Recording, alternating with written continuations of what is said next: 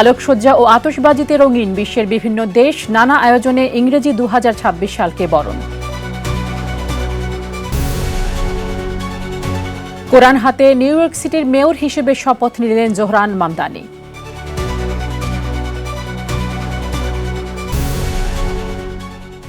চীন তাইওয়ানের একত্রীকরণ কেউ ঠেকাতে পারবে না, ইংরেজি নববর্ষে জাতির উদ্দেশ্যে ভাষণে শি জিনপিং।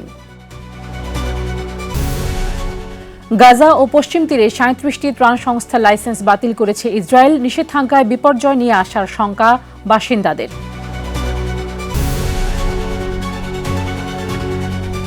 বিশ্বজুড়ে ঘটে যাওয়া দিনের গুরুত্বপূর্ণ ঘটনাবলী নিয়ে আরটিভির নিয়মিত আয়োজন সারাদিনের বিশ্বে আপনাদের সঙ্গে আছি আমি ফারজানা তানি। আতশবাজি, আলোকসজ্জা আর উচ্ছ্বাসে সারা বিশ্বে উদযাপিত হল খ্রিস্টীয় নববর্ষ 2026। সময় এবং অঞ্চলের ভিন্নতার কারণে বিশ্বের বিভিন্ন প্রান্তে ভিন্ন ভিন্ন সময়ে নতুন বছরের সূচনা হয়। নিউ ইয়র্ক থেকে শুরু করে দুবাই, এশিয়া ও প্রশান্ত মহাসাগরীয় অঞ্চল জুড়ে চলে বর্ষবরণ উৎসব। বিশ্বজুড়ে পালিত হওয়া আলো ঝলমলে বর্ষবরণের খবর জানাচ্ছেন আব্দুল মালেক।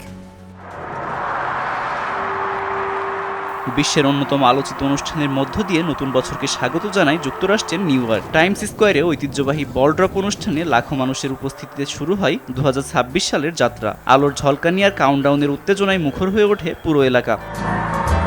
মধ্যপ্রাচ্যের নজর কাড়ে সংযুক্ত আরব আমিরাতের দুবাই। বিশ্বের সর্বোচ্চ ভবন বুর্জ খলিফাকে ঘিরে হয় চোখ ধাঁধানো আতশবাজি ও লেজার শো। হাজার হাজার মানুষ জড়ো হয়ে নতুন বছরকে স্বাগত জানায়। পর্যায়ক্রমে ইউরোপ, আফ্রিকা ও এশিয়ার বিভিন্ন দেশে শুরু হয় বর্ষবরণ। জাপান, কোরিয়া, চীন, ফিলিপাইন, মালয়েশিয়া, ইন্দোনেশিয়ার মন্দিরের ঘণ্টাধ্বনি, আতশবাজি ও সাংস্কৃতিক আয়োজনে চলে উদযাপন। নিউজিল্যান্ডের চ্যাথাম দ্বীপ ও অকল্যান্ডের মধ্যরাতে আতশবাজিতে আলোকিত হয় আকাশ। অস্ট্রেলিয়ার সিডনির অপেরা হাউস ও হারবার ব্রিজ এলাকায় দেখা যায় ব্যাপক আয়োজন। এর আগে প্রশান্ত মহাসাগরের দ্বীপরাষ্ট্র কিরিবাতির কিরিটিমাতি দ্বীপে বিশ্বের প্রথম সূর্যোদয়ের সঙ্গে 2026 সালকে স্বাগত জানানো হয়। ভারত, নেপাল, শ্রীলঙ্কা ও পাকিস্তান সহ এশিয়ার বিভিন্ন দেশেও ড্রোন শো, আতশবাজি উৎসবের মধ্য দিয়ে পুরনো বছরকে বিদায় জানিয়ে নতুন বছরকে স্বাগত জানানো হয়েছে। আব্দুল মালেক, আরটিভি। নিউ ইয়র্ক সিটির প্রথম মুসলিম ও দক্ষিণ এশীয় মেয়র হিসেবে শপথ নিলেন জোহরান মামদানি। 1 জানুয়ারি ম্যানহাটনের একটি পরিত্যক্ত পাতাল রেল স্টেশনে ছিমছাম অনুষ্ঠানের মধ্য দিয়ে বিশ্বের বৃহৎ অর্থনীতির শহরের আনুষ্ঠানিক দায়িত্বভার গ্রহণ করেন এই তরুণ রাজনীতিবিদ। আরও জানাচ্ছেন সামিউল শিহাব। ঘড়ির কাঁটা যখন রাত 12টা ছুঁয়ে 2026 সালের আগমনী বার্তা দিচ্ছে, ঠিক তখনই এক ঐতিহাসিক মাহেন্দ্রক্ষণের সাক্ষী হলো নিউ ইয়র্ক সিটি। আমেরিকার বৃহত্তম অর্থনীতির এই শহরের 112তম মেয়র হিসেবে শপথ গ্রহণ করলেন জোহরান মামদানি।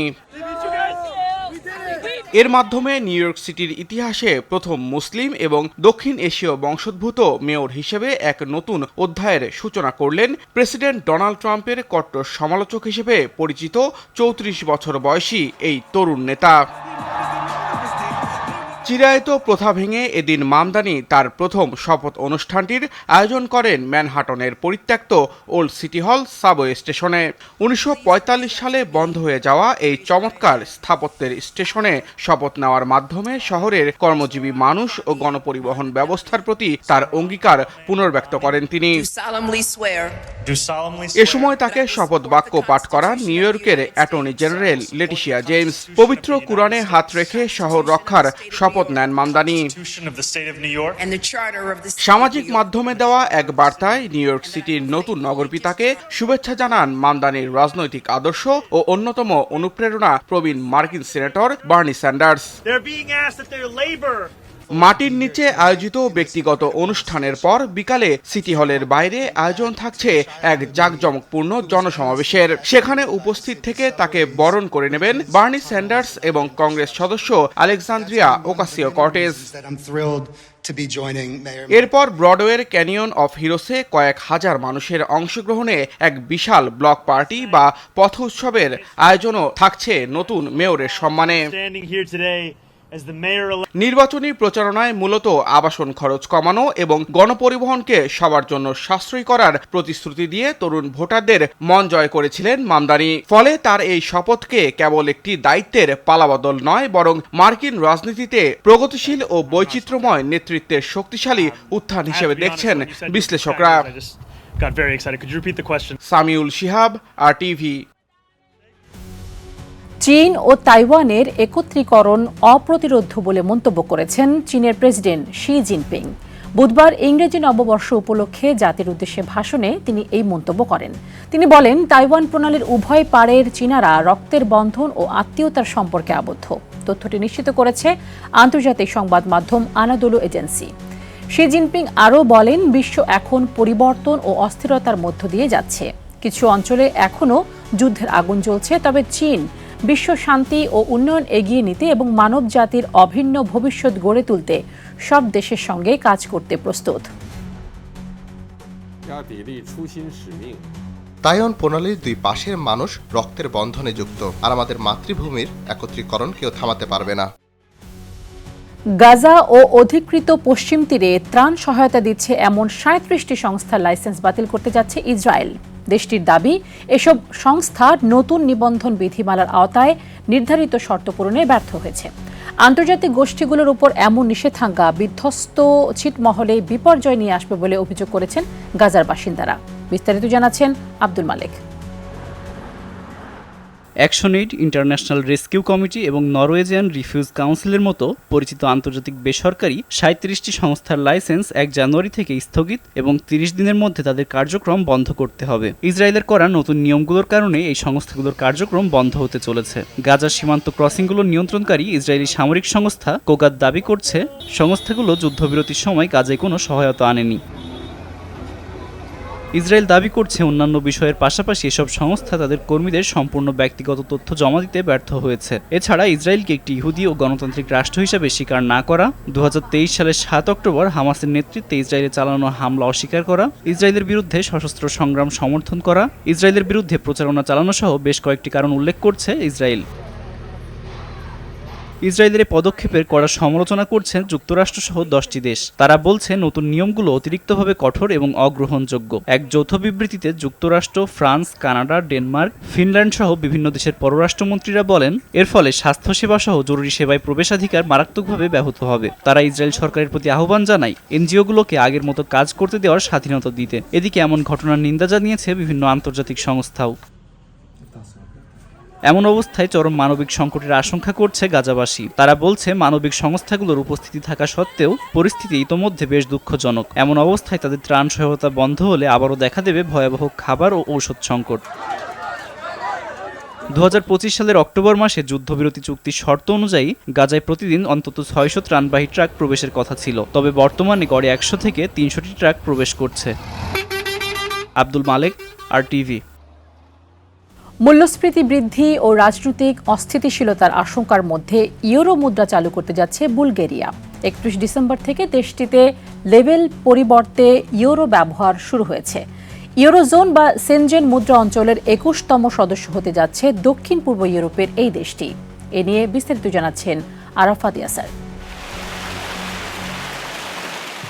২০২৫ সালের জানুয়ারিতে ইউরোজোনে প্রবেশের জন্য মাপকাঠি পূর্ণ করার পর আজ আনুষ্ঠানিকভাবে মুদ্রা হিসেবে ইউরো চালু করতে যাচ্ছে বুলগেরিয়া। এর মধ্য দিয়ে ইউরোপীয় ইউনিয়নের সবচেয়ে দরিদ্র দেশটি ইউরোজোনের অংশ হয়ে উঠবে। ১৮৮১ সালে মুদ্রা হিসেবে লেড ব্যবহার শুরু হওয়া বুলগেরিয়া ১৪৪ বছর পর লেভের পরিবর্তে ইউরো গ্রহণ করছে। বুলগেরিয়া ২০০৭ সালে ইউরোপীয় ইউনিয়নের সদস্য হলেও ২০২৫ সালের জানুয়ারিতে ইউরোজোনে প্রবেশের জন্য মানদণ্ড পূরণ করেছে। ইউরো মুদ্রা গ্রহণ অর্থনীতি চাঙ্গা করতে সহায়তা করবে এবং পশ্চিমাদের সঙ্গে সম্পর্ক দৃঢ় করবে বলে মনে করে দেশটির সরকার। এদিকে ইউরো গ্রহণ নিয়ে উদ্বেগও প্রকাশ করেছেন কেউ কেউ। তাদের মতে এটি দেশের অর্থনৈতিক সংকটকে আরও গভীর করতে পারে।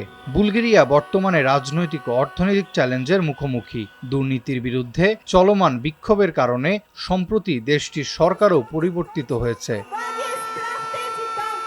বিদায়ী প্রধানমন্ত্রী রোসেন জেলিয়াসকভ দাবি করেছেন বুলগেরিয়ার অর্থনীতি বর্তমানে 113 বিলিয়ন ইউরো বা প্রায় 133 বিলিয়ন ডলারের মোট জিডিপি নিয়ে শীর্ষ 5টি ইউরোপীয় দেশগুলোর মধ্যে অবস্থান করছে। ইউরো গ্রহণের ফলে অর্থনৈতিক উন্নয়ন আরও ত্বরান্বিত হবে বলে মনে করছেন বিশ্লেষকরা। আরাফাত ইয়াসার, RTV। সিরিয়ায় আত্মঘাতী বোমা হামলায় অন্তত একজন পুলিশ সদস্য নিহত ও 2 জন আহত হয়েছেন। স্থানীয় সময় বুধবার আলেপ্পো শহরে এই ঘটনা ঘটেছে বলে নিশ্চিত করেছে দেশটির সরকারি সংবাদ সংস্থা সানা। সিরিয়ার স্বরাষ্ট্র মন্ত্রণালয়ের মুখপাত্র নুরুদ্দিন আল বাবা জানিয়েছেন, আলেপ্পোর বাব আল ফারাজ এলাকার একটি গির্জায় সমবেত মানুষের উপর হামলার পরিকল্পনা ছিল ওই সন্দেহভাজনের। তবে তার গতিবিধি সন্দেহজনক মনে হওয়ায় পুলিশ তাকে আটকানোর চেষ্টা করলে নিজের সাথে থাকা বিস্ফোরকটির বিস্ফোরণ ঘটায় সে। আলেপ্পোর গভর্নর আজম আল গারিব জানিয়েছেন, এলাকাটি বর্তমানে নিরাপত্তা বেষ্টনী দিয়ে ঘিরে রাখা হয়েছে এবং ঘটনার তদন্ত চলছে। আর এরই সাথে শেষ করছি সারাদিনের বিশ্ব। RTVর সাথে সংযুক্ত থাকুন, মতামত জানান RTVর সামাজিক যোগাযোগ মাধ্যমগুলোতে।